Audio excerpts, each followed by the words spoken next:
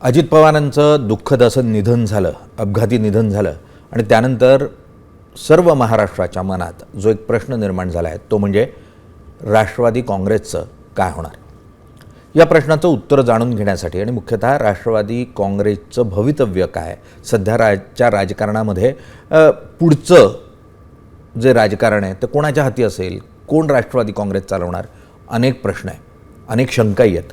या शंकांचं निरसन करण्यासाठी म्हणून राष्ट्रवादी काँग्रेसचे महाराष्ट्राचे प्रदेशाध्यक्ष आणि राष्ट्रीय नेतृत्व असलेले सुनील तटकरे सर आपल्याबरोबर आहेत. आपण त्यांच्याही चर्चा करणार आहोत. सर खूप खूप स्वागत. सर, मुळात जसं मी अगदी सुरुवातीला म्हटलं की अजित पवारांचं अत्यंत अपघाती असं निधन झालं आणि त्यानंतर जी पोकळी तयार झाली त्या पोकळीने अनेक प्रश्न तयार केले.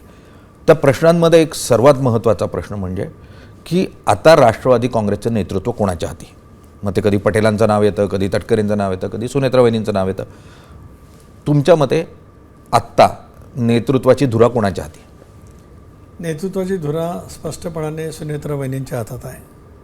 विधिमंडळ पक्षाचं नेतेपदी त्यांची निवड एकमताने सर्व आमदारांनी त्या ठिकाणी केली. माननीय मुख्यमंत्री महोदयांनी त्यांना उपमुख्यमंत्रीपदाची शपथही दिली. आता पक्षाच्या संदर्भामध्ये सुद्धा जो राष्ट्रीय अध्यक्षपदाची जागा जी दादांच्या दुर्दैवी अपघाती निधनाच्या नंतर जी रिक्त आहे ती सुद्धा सुनेत्रा वहिनींचीच त्या ठिकाणी निवड करून उद्याच्या पक्षाच्या भवितव्याची वाटचाल ही त्यांच्या नेतृत्वाखाली करण्याची स्पष्टपणाची भूमिका राष्ट्रवादी काँग्रेस पक्षाच्या सर्वच प्रमुख सहकाऱ्यांची आहे. आमदारांच्या मनामध्ये सुद्धा त्याच संवेदना किंवा त्याच भावना आहेत आणि त्या सक्षमपणाने ती जबाबदारी धीरोदात्त पदाने सांभाळतील असा 40 वर्षाचा जो माझा राजकीय अभ्यास आहे.